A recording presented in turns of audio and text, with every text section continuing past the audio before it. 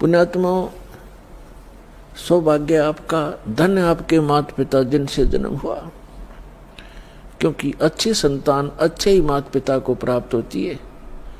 अच्छी संतान वही है जो भगवान से डरने वाले, परमात्मा की तरफ में भटकने वाले और बुराई से डरने वाले होते हैं, वही अच्छी संतान होती है। और वो अच्छे माता पिता से उनका जन्म हुआ करता है। तो ऐसे संस्कार आपको जो प्राप्त हैं, ये बहुत ही कम चांस है इस मानव जीवन में। आप बालक को आपको ज्ञान नहीं, ये दास इस मार्ग का मास्टर बना दिया कबीर भगवान ने।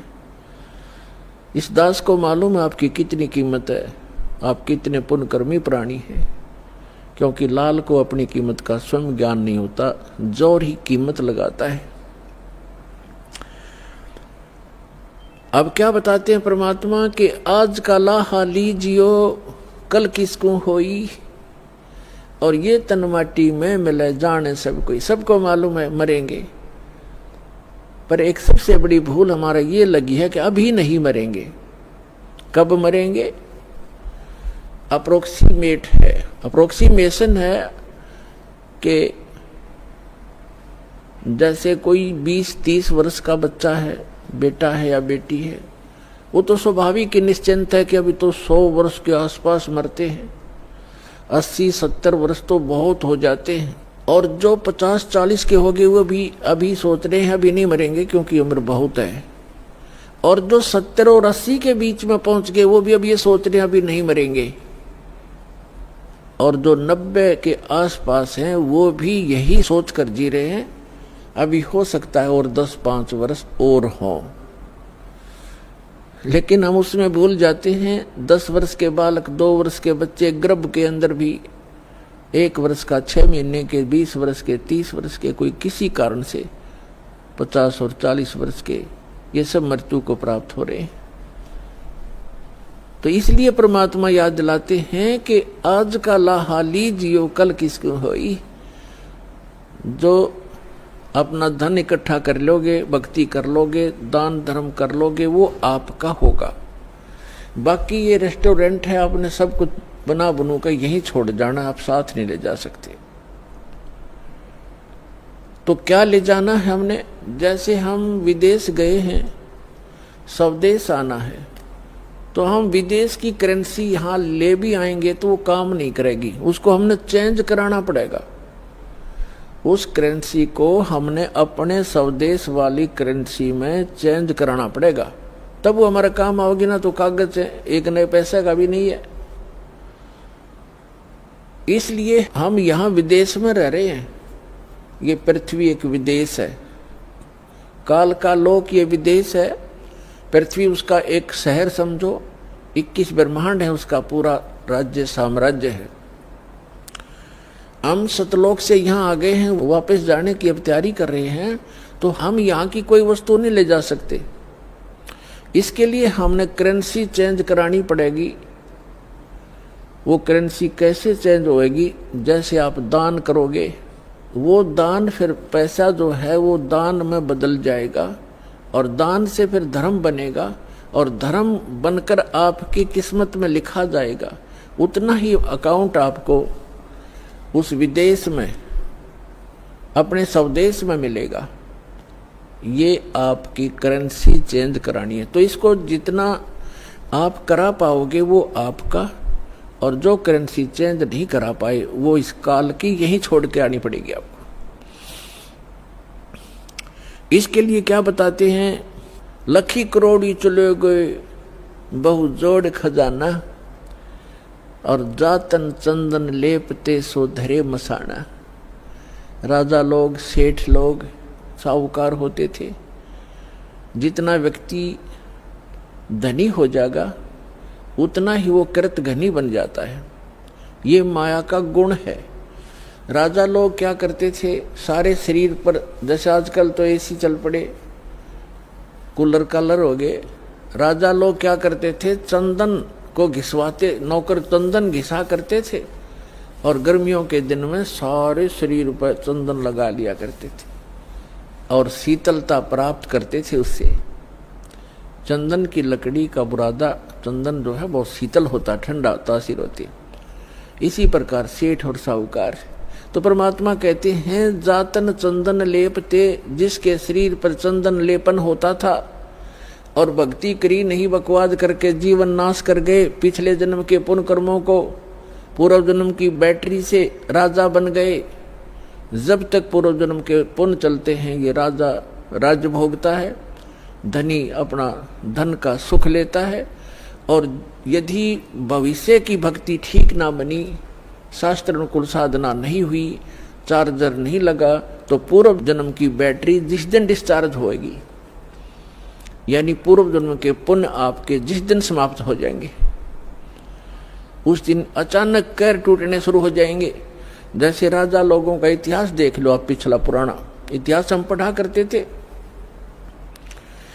कोई राजा 5 वर्ष राज्य किया, किसी ने 10 वर्ष किया, किसी ने 12 वर्ष किया। और जब कर्म बिगड़ते इंसान के, कोई ना कोई काल प्रेरणा से दूसरा राजा आके उस पर आक्रमण कर देता है, उसकी नींद हराम हो जाती है, मारा जाता है, लुट जाता है, बच जाता, जंगलों में धक्के खाता है, तो अब बैटरी उसकी समाप्त होगी और मृत्यु के उपरांत राजा गधे की योनि में जाता है। तो यहां परमात्मा कहते हैं अगम निगम को खोज ले, बुद्धि विवेक विचार, उदय अस्त का राज मिले, तो बिन नाम बेगार। कितना सटीक उदाहरण दिया है परमात्मा ने कि जरा सा बुद्धि से काम ले मानव, अगम निगम को खोज ले, अपने भविष्य को विचार कर, और बुद्धि विवेक विचार, उदय अस्त का राज मिले, तो वे नाम बेगार। यदि पृथ्वी पति बन जावे, उदय यानी जहां से सूर्य उदय होता है और अस्त होता है, अर्थात पूरी पृथ्वी पर जिसका शासन हो, उसको उदय अस्त का राजा कहते हैं। उदय अस्त का राज्य मिले तो बिन नाम बेगार। अब बेगार तो अब शायद किसी बच्चों को ना याद हो, डिफाइन करना पड़ेगा उसको। पहले सन 60 के बाद 66-67 में 68 के अंदर हरियाणा में प्रांत अलग हो गया था, इसमें इतना विकास नहीं था, सड़कें बन गई। फिर ये 3 व्हीलर चला करते थे पेट्रोल के, ये बड़े बड़े जिनको 3 पहियों वाले 3 व्हीलर के बड़े वाले, और वो गांव से शहर में जाया करते थे।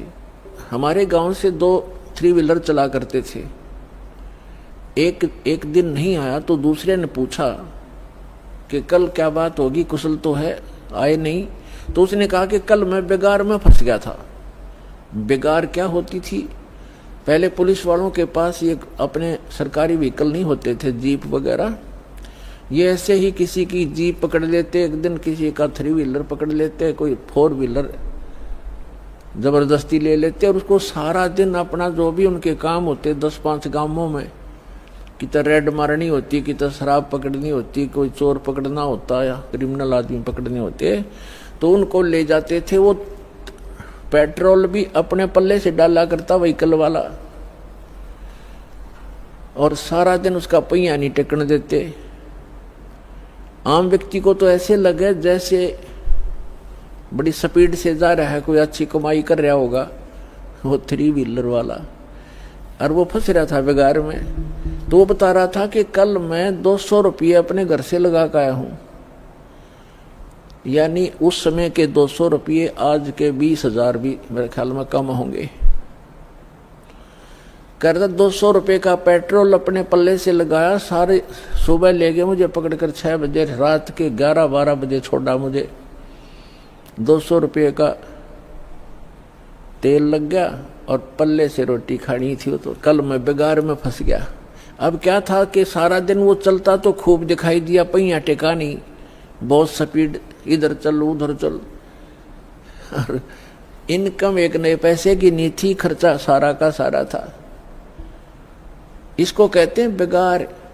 तो जो राजा लोग या सेठ या अन्य कोई भी व्यक्ति समझो अब जब राजा को ही इसलिए लिया जाता है, बाकी अन्य नागरिक तो अपने औकात से परिचित हो जाते हैं।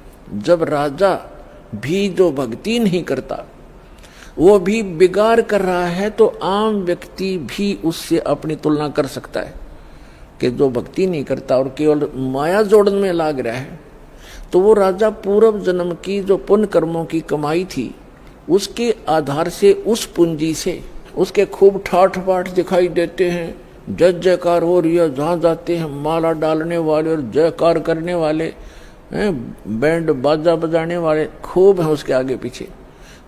और वो भोली आत्मा अपने पूर्व जन्म की वो बैटरी को, अपने पूर्व जन्म की कमाई को समाप्त कर रहा है, आगे चार्जर है नहीं, यानी भविष्य की भक्ति वो कर नहीं रहा, तो वो राजा बेगार कर रहा है, बेगार अपनी पूंजी को नाश कर रहा है और पल की चैन नहीं। तो यहां गरीबदास साहिब जी परमात्मा से प्राप्त ज्ञान के आधार से कहते हैं, अगम निगम को खोज ले, बुद्धि विवेक विचार, उदय अस्त का राज मिले, तो बिन नाम बेगार। है पुण्यात्माओं, कलेजा हिल जाए इंसान का, जरा सा सोधी में हो, जरा सा भी विवेक रखता हो। हमारी बुद्धि पर पत्थर पड़ चुके हैं। हम पूर्ण रूप से कितने विद्वान पाक रहे हो, चाहे इंजीनियर बन गए हैं, चाहे हम डॉक्टर बन गए और चाहे प्रधानमंत्री बन गए, हम भक्ति मार्ग में शून्य है, अध्यात्म मार्ग हमारा शून्य है। और किसी की पूर्व जन्म की प्रेरणा से वो की ट्राई भी कर रहा है, तो वो केवल डले ढो रहा है शास्त्र विरुद्ध साधना करके। तो सौभाग्य आपका, आपको ये ज्ञान सुनने को मिला। धन्यवाद करा करो उस परम पिता भगवान कबीर साहिब का कि ये ज्ञान आप तक पहुंच चुका है। इस दास को पता है, या मेरे साथ जब से लगे हैं आपके भाई बहन, कितना संघर्ष करके आप तक ये ज्ञान पहुंचाया। न ये काल के दूत, ये दुष्ट लोग इस ज्ञान को ऊपर नहीं आने दे रहे थे। 600 वर्ष पहले परमात्मा आकर चले गए, क्योंकि अशिक्षित थे हमारे पूर्वज, और इन दुष्ट लोगों ने हमारे तक वो परमात्मा का ज्ञान नहीं आने दिया। ये कह करके कबीर तो अशिक्षित है, ये ब्रह्मा विष्णु महेश की निंदा करता है, ये देवताओं की निंदा करता है, इसको मारो पत्थर, इसको भगा दो। और जब से इस दास पर दया हुई परमात्मा की, या दास की नींद खुली और ये तत्व ज्ञान हुआ, उसी दिन से बेचैनी बन गई। जिसको समझाऊं उल्टा पड़े। कबीर साहब कहते हैं, साच कहूं जग मारण आवे, और झूठ कही ना जाइयो, और सच न पूरा पावते, झूठों जगपति आइयो। तो पुण्यात्माओं, सन 1994 में परम पूज्य मेरे गुरुदेव जी ने नाम देने का आदेश दिया था। उस दिन से आज तक ये दास जानता है कि कितने संघर्ष करके आप तक परमात्मा का यो ज्ञान पहुंचा पाया हूं।